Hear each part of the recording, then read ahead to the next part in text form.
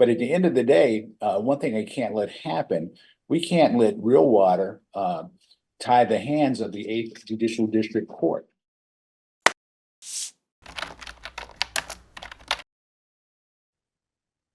And good morning, everyone. Let's go ahead and set forth our appearances for the record. I'll start first with the plaintiff, then I'll move through the defense. Good morning, Your Honor. Will Kemp, plaintiffs.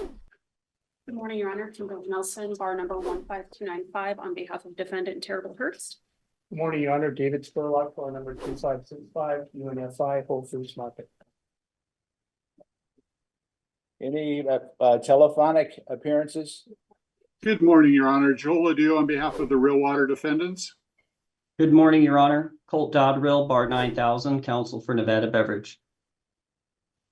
Good morning, Your Honor. Chad Fears on behalf of Hannah Instruments, Inc. And the said entities. Good morning, Your Honor. Daniela LaBounty on behalf of defendant Costco. Good morning, Your Honor. Noushan Noureddini, also on behalf of Costco. Good morning, Your Honor. Jim Neale on behalf of UNFW and Whole Foods. Eric Freeman on behalf of Real Water. Good morning, Your Honor. Lisa Zick on behalf of the Sprouts defendants. Good morning, Lorene Frister on behalf of KE Distributors of Nevada. Matthew Sarnoski, 9176 for Silver Springs. Caitlin Zaff for Kihei Distributors of Nevada.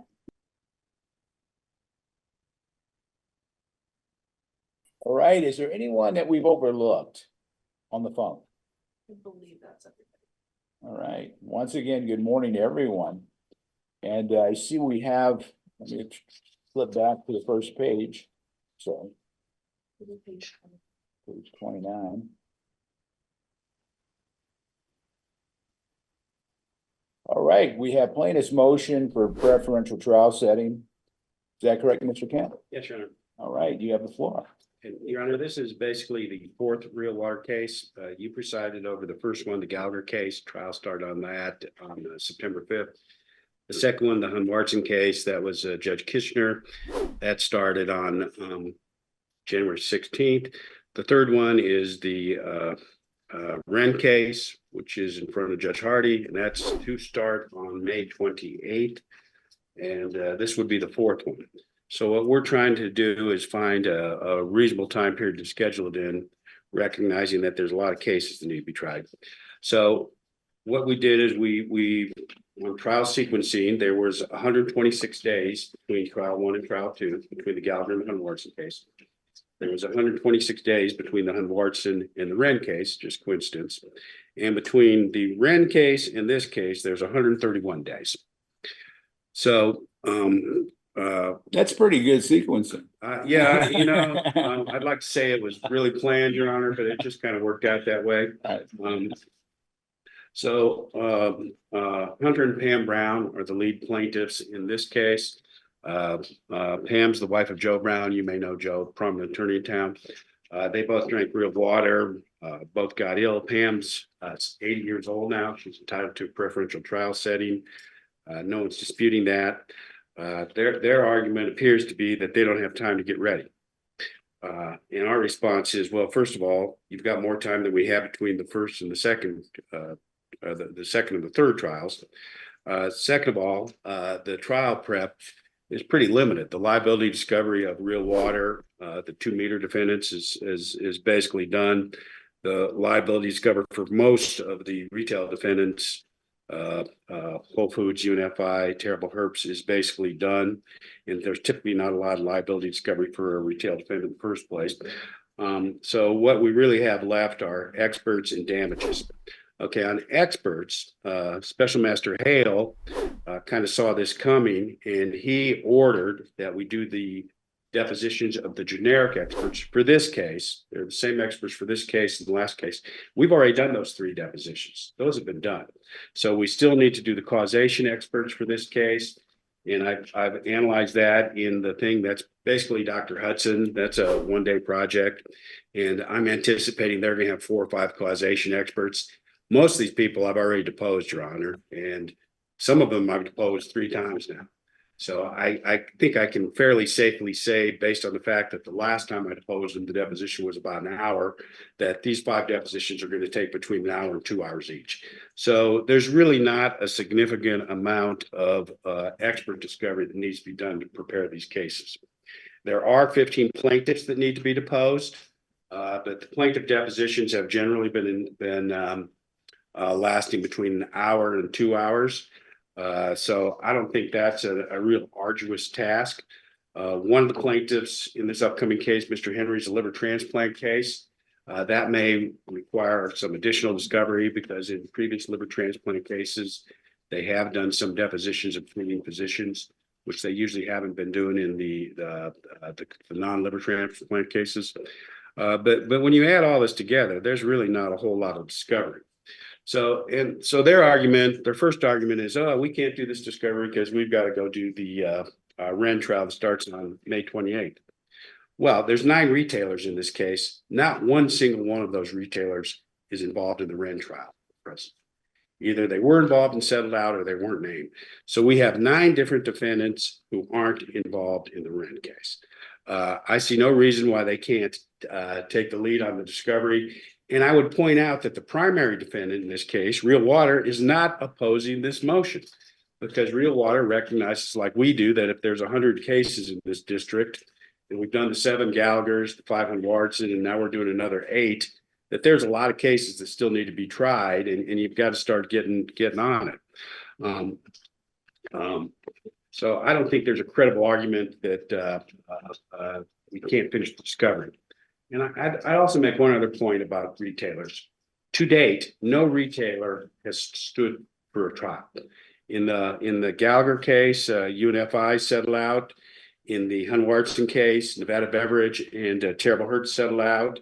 In the Wren case, Nevada Beverage Speedy Mart settled out. In this case, we've reached a tentative settlement already with one of the 9 retailers, which would be Winco. So Winco is going to be settling out of this case. So the history has been that retailers just don't want to stand in front of a jury and say they sold a bottle of water that had rocket fuel. That's been the history. So this concern that they raise about, oh, there's so many of us and we can't get this case ready for trial. I just think it's based on the history, it's not a valid concern. Your Honor, and turning to the stack we've selected, this is your October 7th stack. I have the stack here in my hand. I've analyzed the stack in a lot of detail. There's currently 15 cases on the stack. Based on our case number, if we moved on to that stack, we'd be the 2nd case behind a car accident case. So on that stack, there's 5 car accident cases requesting jury trials. There's 3 slip and fall cases requesting jury trials, and there's 6 bench trials requested. One of the bench trials, the JC Hospitality case, is handled by someone in our office, Mr. Rulis, and he has informed me that that case is going to move because there's been a recent addition of third-party defendants. So basically, this was a pretty light stack going in with 14 cases compared to Your Honor's typical stacks. I don't know why. It is pretty light. I mean, Yeah. typically I have some complex litigation on stacks, and it appears to Right. me, and I'm not saying the potential premise liability and or auto cases aren't, can have a challenge to them, but they're not like this case. I'm not saying they're not important cases, Yeah, Your Honor, I understand. but I I'm do. saying there's a high probability of those cases settled. So this might be one of the lightest stacks you've had in the last 5 years that we're asking to move on to. So for those, and lastly, they argue that the motion is premature, that we should wait to within 120 days of trial to decide this motion. I just don't think that's a sensible position to take. First they argue there's so much discovery we can't get it done, and then they argue we should hear this motion later on.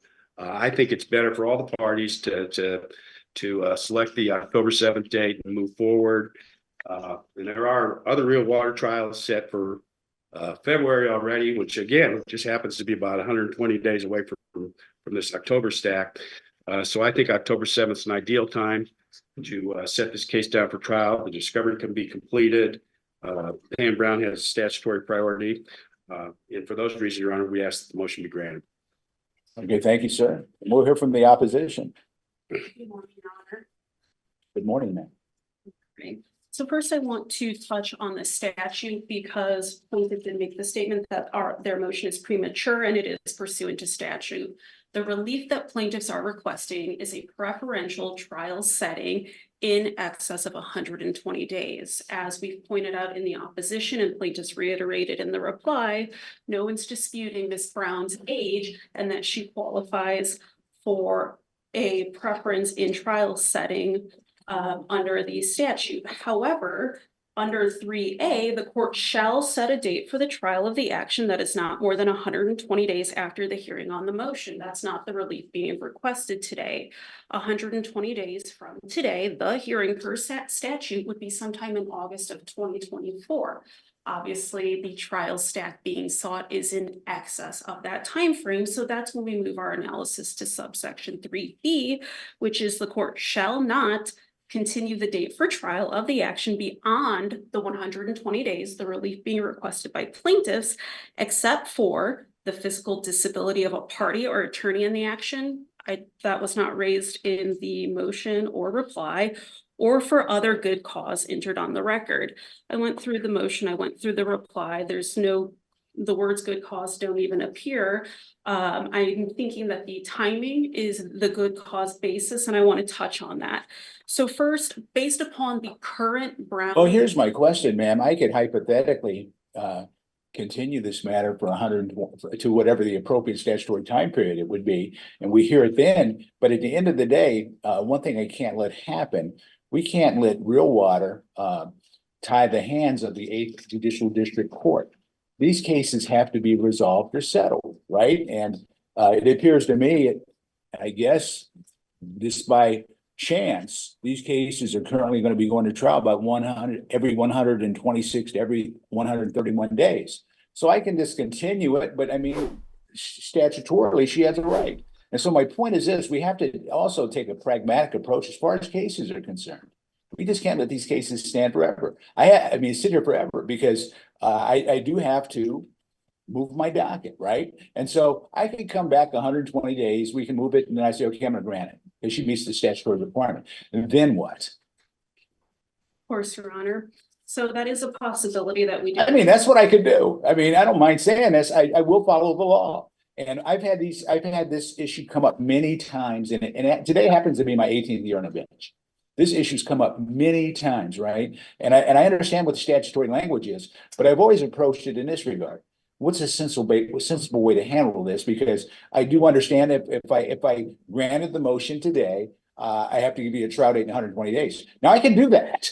And we can go to trial. But I think it's important for all the defense in this case, and I understand they would like to have more time, but it seems to me that going to trial every 4 months or so for this type of case, we have to end these cases, right? And either by settlement or jury verdicts.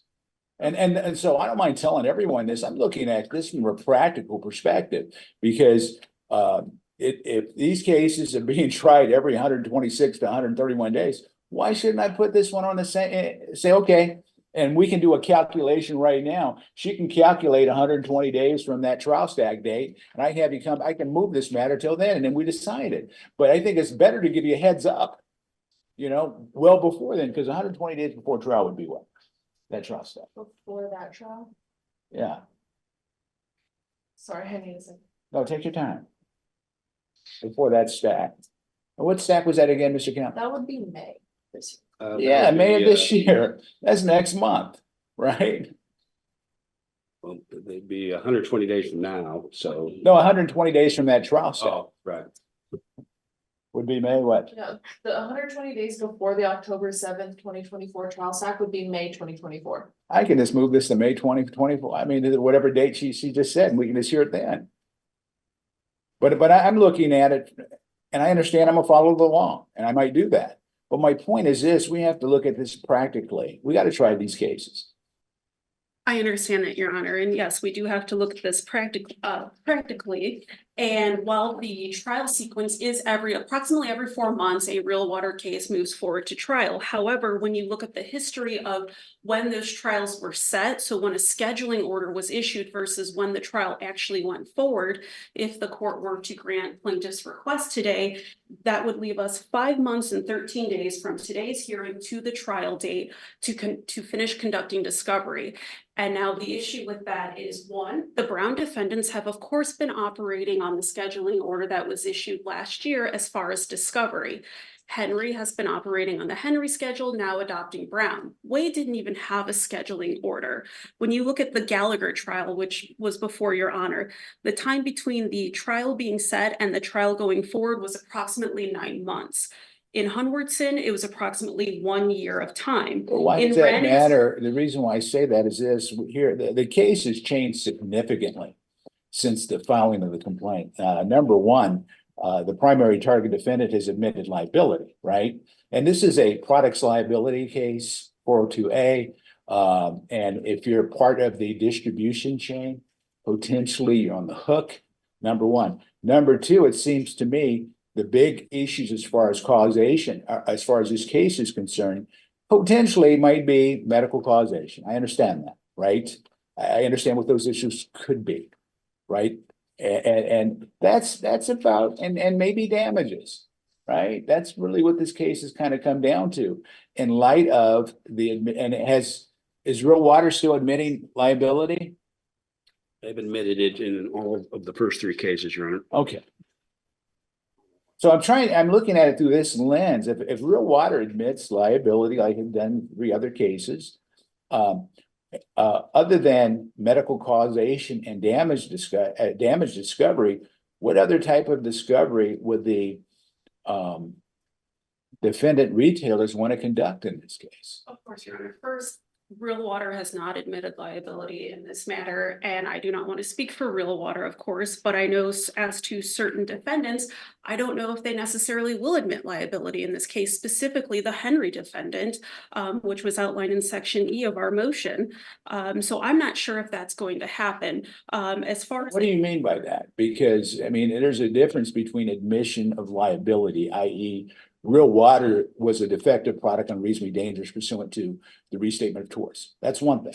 Now, if they're going to contest medical causation as far as Henry's concerned, I get it. That's a different issue. I understand that. And that goes to the additional discovery that needs to be completed still. So as Mr. Kemp mentioned, there are 15 plaintiffs in this matter. There are certain defendants that as of March of last year were just added into these cases, each of them, Henry, Brown, and Way. So they haven't had the same amount of time as the other defendants to prepare and conduct discovery. Additionally, while yes, the retailers are not participating in Wren, Real Water, Hannah, and Milwaukee are, and my guess is that they would also like to participate fairly with the Brown remaining discovery, including those depositions, while not simultaneously having to appear in a trial where punitive damages have, based on the prior trials, been very significant. Additionally, what plaintiffs didn't add in their motion is that since filing their motion for preferential trial setting in the Covey matter, the Covey plaintiffs have been severed from Wren, and plaintiffs have a pending motion before Judge Hardy on April 30th requesting a trial stack for July of 2024. And so we're not looking at just one trial affecting a couple defendants. We're looking at another, potentially a subsequent trial affecting those defendants as well, which it ultimately affects those defendants' ability to participate in the Brown discovery while they are present in trial. Okay, ma'am, I'm listening. And further, in addition to that, right now, based upon the Brown trial scheduling order, we have experts initial expert reports due in 48 days. That is June 11th. And of course, we have a discovery cutoff in September. And this was touched on as far as the feasibility of what plaintiffs are requesting is what does the scheduling order look like if we do get that preferential trial setting in trying to comply with things like EDCR 2.47 and the time for motions in limine. In the Wren matter, I believe there was 93 motions in limine filed on top of 18 sort of various motions for summary judgment or partial summary judgment, all of those which are being scheduled for arguments in the beginning of May. So the time to conduct discovery is not just affected by the trials setting themselves, but the lead up to those trials in which the parties are going to be observing those hearings, some of the defendants participating and arguing those motions as well. And if Cavay goes forward on the July 2024 stack with Judge Hardy, the same is true there. There's going to be time lost by certain defendants where they're going to be participating in the trial before the court, and they shouldn't have to also simultaneously attempt to appear to participate in the Brown discovery. I understand. And for those reasons, the defendants request that plaintiff's motion be denied, and I defer to any of the other defendants who may have more to add to my argument. Thank you, ma'am. Thank you. All right. Anyone else? Your Honor, Matthew Joel, Sarnoski. Oh, please go ahead. Joel Odou, Real Yes, Water sir. Defendants. I just want to comment about the trial date. We've taken no position as to the motion, so it probably makes sense for me just to go at the end. Although I can certainly go now if people feel like they want to respond to what I have to say, whatever's easiest for the court. Whatever's easiest for you, Mr. Odou. I always like to hear from you. Thank you, Your Honor. Congratulations on the 18 years. You don't look a day over 17. In terms of the trial date, the only comment I would have, Your Honor, is the Dealman versus Real Water case is presently set, like as of this moment, before Judge Kishner for the October 7th date. The parties in that case have stipulated to move the Dealman case. That stipulation has been submitted to Judge Kishner. She's returned the stipulation, asked us to make some changes to it, but I have medium confidence that Judge Kishner will continue the Dealman case, thereby opening up the October 7th time slot if that is what this court orders. That's really the only thing I have to add. I recognize there are in excess of 100 plaintiffs, in excess of 25 cases. These cases do have to go to trial in some order. And assuming that Judge Kishner grants our stipulation between, and it's a different plaintiff firm and our firm, then the October 7th trial date would open up for Real Water. That's the only thing I wanted to note for the court. Thank you, sir. All right. Anyone else want to join in? Matthew Sarnoski, 9176 for Silver Springs. To date, the arguments before the court are largely predicated on the similarity of claims among all of the various plaintiffs with the cases that have gone before.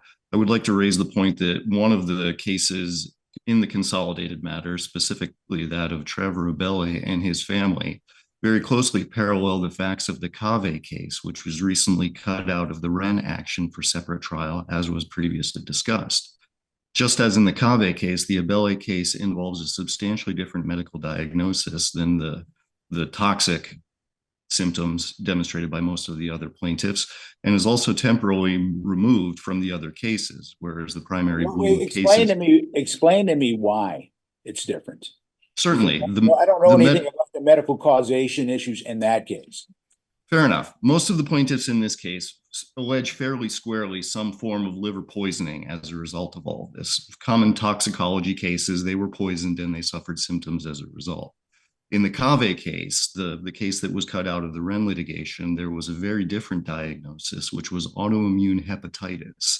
Well, there's some medical basis connecting autoimmune hepatitis to some sort of poisoning, specifically some sort of trigger, which was idiosyncratic with Miss Cave. It could scientifically. Wait a second. What are we talking about there? We're talking medical causation. I'm following the Williams case.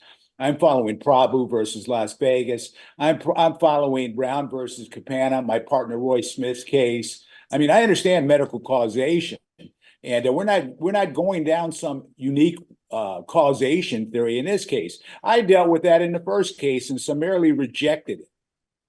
I understand, Your Honor. My point is merely that there are separate angles with regard to the Abele case in particular, particularly with regard to the medical causation, given a diagnosis of viral hepatitis in the Abele case.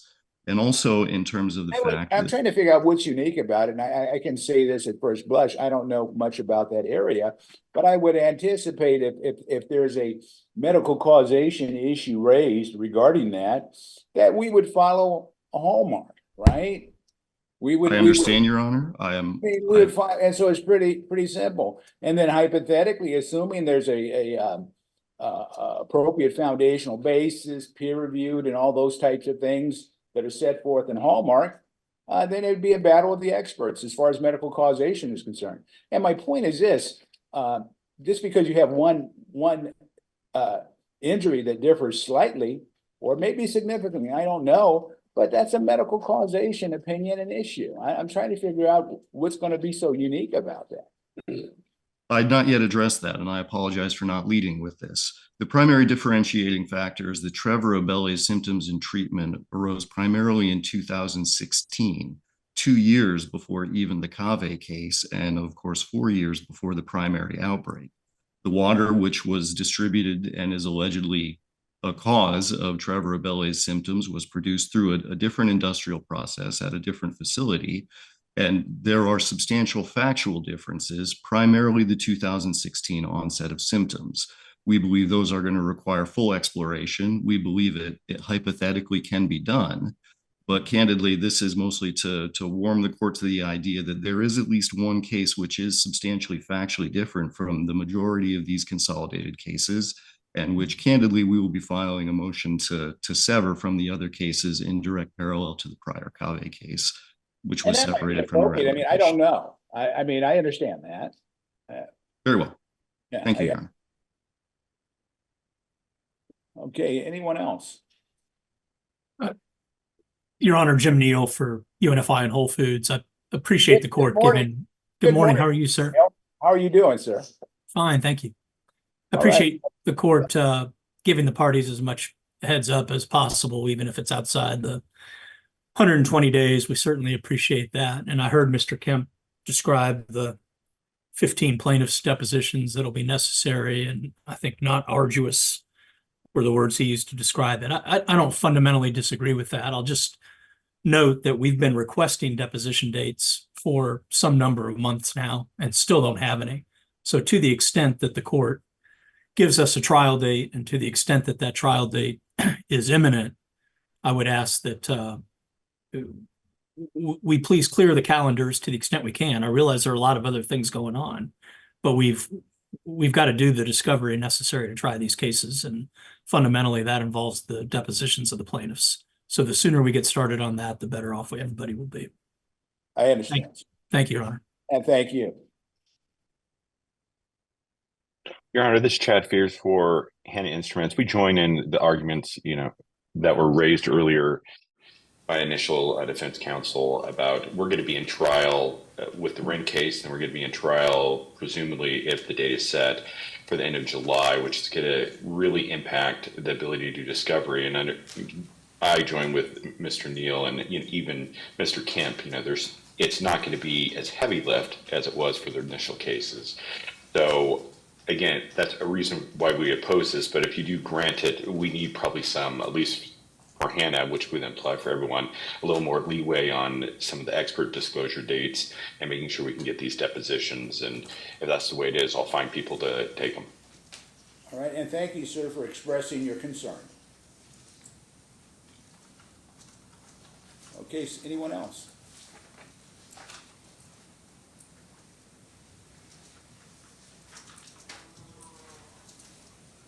No one else from the defense? Just want to make sure I haven't overlooked anyone. Mr. Kemp. Yes, Your Honor. Mr. Neale is correct. We got to get going on the depositions. I've tasked Mr. Rulis in our office to start that process. We're hoping to give the defendants a lot of potential deposition days for the plaintiffs in the month of May, which would be next month. So I don't think that's going to be a problem. It's in our best interest to get those depositions done, obviously, so we are working on that. With regards to the Silver Springs objections about it's pronounced Abely. First of all, Silver Springs did not file an opposition to this motion.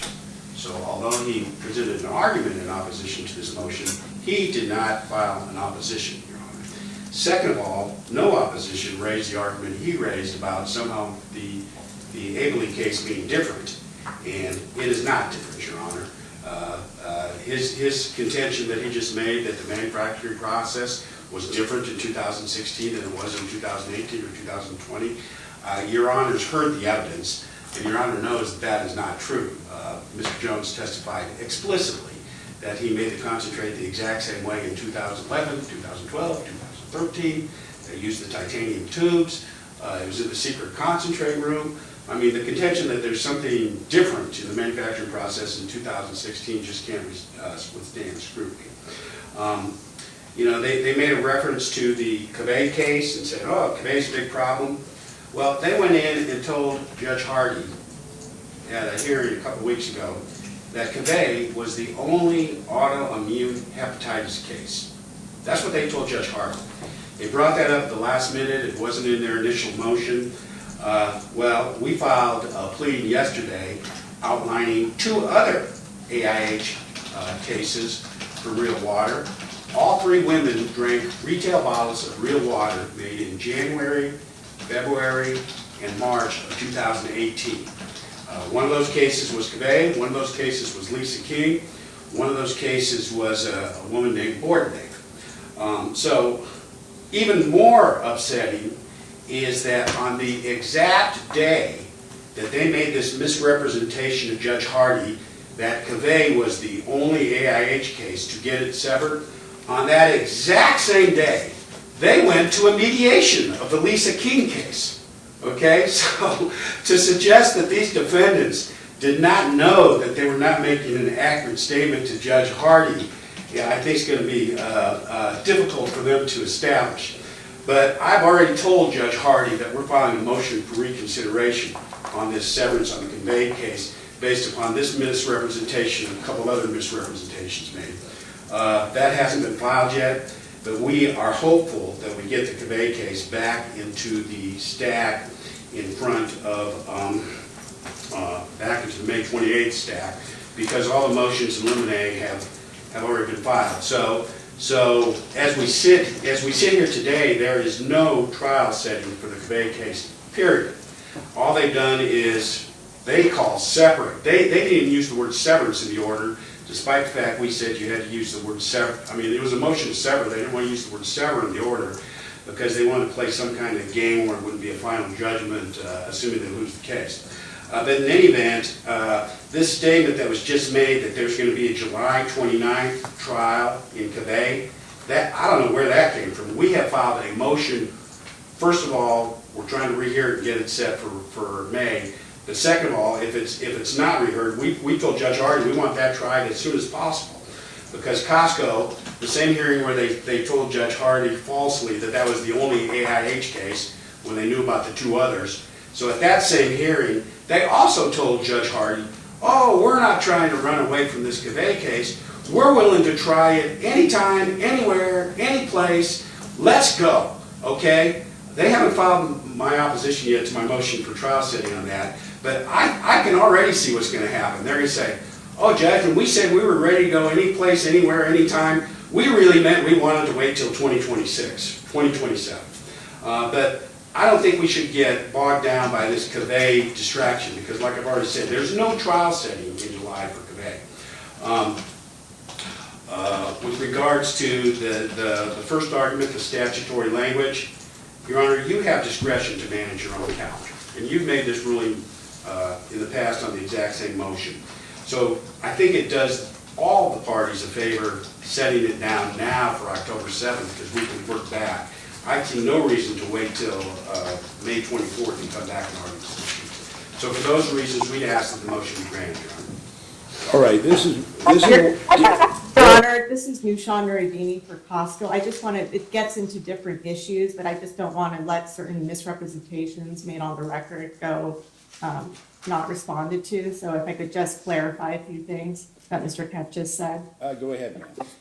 Thank you. Costco is a defendant, was a defendant in the consolidated Wren, Carrier, and Cave matter. Costco filed a motion for a separate trial for Ms. Cave, as Ms. Cave and her parents are the only plaintiffs who have claims against Costco in that matter.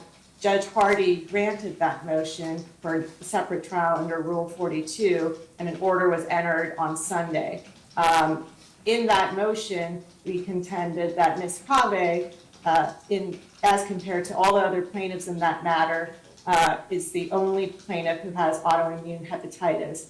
That representation was uncontested by plaintiffs. We've made it several times. It has gone uncontested. My client is not a defendant in the King matter. I'm not sure what Ms. King contends in terms of her diagnosis or what she doesn't contend, so I can't comment on that. And I'm not aware of the other person that Mr. Kemp just mentioned, and he didn't say that they were a plaintiff, but so I can't comment on that. And in any event, none of those are cases, to the extent that they're cases that Costco is involved in. But plaintiffs have filed a motion seeking to have trial in the Cave case heard on July 29th. Costco does not oppose having the trial heard on that date if it is also convenient for the court. So I just wanted to say that we're not seeking to delay anything. If there is trial being held in the Cave case on July 29th, that would undoubtedly be in the middle of the Wren consolidated trial and would potentially bleed into the preferential trial date that the plaintiffs are seeking here. So I just wanted to clarify that point. All right. Your Honor, they did not say at the hearing that that was the only AIH case out of the Wren cases. Their counsel, the Costco counsel, made a factual representation to Judge Hardy at the hearing that that was the only plaintiff AIH case out of the 100 real water case. Mrs. King's case, I've given Costco the medical records for Ms. King. Apparently counsel hasn't read the opposition motion for causation. I've given them the medical records for Mrs. Bordenay, who's also plaintiff. Apparently they haven't read this. It is absolutely beyond question that there are two other AIH plaintiffs. And I think when Judge Hardy hears about what has happened here, he's going to have a different position on this severance, because it was based on a false statement. But Your Honor, the bottom line is there is no July 29th trial setting. So they're just trying to throw a monkey wrench into this October 7th date, which I think is required by the statute, should be ordered by the court. All right. Your Honor, at the hearing, Mr. Rising, Costco's counsel, said, "We are not aware of any AIH cases. If plaintiffs are aware of any, please correct us." They stayed silent. In terms of any opposition to a motion that Mr. Kemp is referring to, those were filed yesterday. So whatever medical records he's attached to oppositions that were filed yesterday have no bearing on any representations made to the court on April 9th. Judge, there's an allegation in paragraph 64 of the Cave complaint. Paragraph 64, that Lisa King, the other AIH case, drank real water and suffered injury in 2018. So for counsel to stand up and say that she didn't read page 60 or paragraph 64 of the complaint is really astounding. All right. Does that paragraph refer to autoimmune hepatitis? Well, ma'am, I'll Okay, say I don't, this is very tangential, so I'll just, yeah. won't comment. And I think we've all got sidetracked as far as this matter is concerned, because we can't overlook, we're talking about other cases and so on, but Ms. Pam Brown is 79 years old, and she has a statutory right to a trial, right, with a preferential trial setting, and we can't overlook that. What I could do today, and I could upset the apple cart and do this, I could go ahead and set it and say, be ready for trial in 60 days, right? But I'm not going to do that. Just as important, too, I want to make sure I follow the statutory scheme that's set forth in NRS 16.025, because it is pretty specific, because once I grant a preferential trial setting, the matter has to be set within 120 days. I'm going to make sure I follow the statute. And so this is how I'm going to handle that, because there's really two issues. I'm looking at it from this perspective, because I'm going to really and truly recognize the statutory grant of rights that was given to her for all individuals her age. She's 79 years old. You know, I guess as we mature, we get a little bit more sensitive to those issues, right? And that's what no one's really talking about, Ms. Brown. And she has a right to a preferential trial setting. I'm gonna give that to her, number one. Secondly, I'm gonna make sure we follow the statutory scheme. And so I'm doing two things with this. Number one, I'm gonna grant the motion and place this on the October 7th trial stack. I'm not going to make it preferential today. However, as far as the preferential issue is concerned, I'm going to continue my preferential finding, and we can move that to June 12th of 2024, because that's within the 120-day time period, right? Yes. Okay, that's going to be the triggering date, because we're going to come back here on June 12th of 2024, because once I make a determination, because what I've done is this, I've given that trial date. I have not made it preferential. In all probability, unless something changes peculiarly, I'm going to make a preferential determination based upon her age. She's 79 years old and she's going to be 80, right? And here's my point too. And I'm handling it this way, and I don't mind saying this, out of some deference to counsel involved in this case, because it appears that from a scheduling perspective, it's been going pretty well. Every 120 days or so, cases are going to trial. But we've talked about counsel, we've talked about all these issues, but we haven't focused on Ms. Brown. And she's 79 years old, and she has a right to a preferential trial setting. And statutorily, I'm going to give that to her. That's my decision. I will see you back on June 12th. Your Honor, just for clarification, the hearing date is 6/12/24. Are we still then following the Brown present scheduling order, or is there going to be a new scheduling order issued based upon the October 7th staff? There'll be a new schedule. It has to be a new schedule. As far as you're talking about discovery? Yes. Okay. Yeah, Judge, we need to go to the special master. Yeah, I'm giving trial dates today, and I think everyone knows this. Go back to Mr. Hale, he'll give you a new scheduling order or whatever, but if you agree to something, I'm gonna give it to you, right? I've always handled cases that way, you know? In fact, the first 3 years of litigation, I don't even require motions to continue trials and discovery, because I defer to counsel. But if you can't agree, then I would expect Mr. Hale, who's a learned and seasoned special master. He has probably more special master experience than any special master in the country. Probably. Probably. When you look back, probably. I'm not saying that lightly. Anyway, everyone enjoy your day. And when are they coming back? June 12th at 9:05 a.m. Yeah, we're continuing the preferential trial to that day. And we've granted a trial date. Thank you. Thank you, Your Honor. All right, everyone enjoy your day.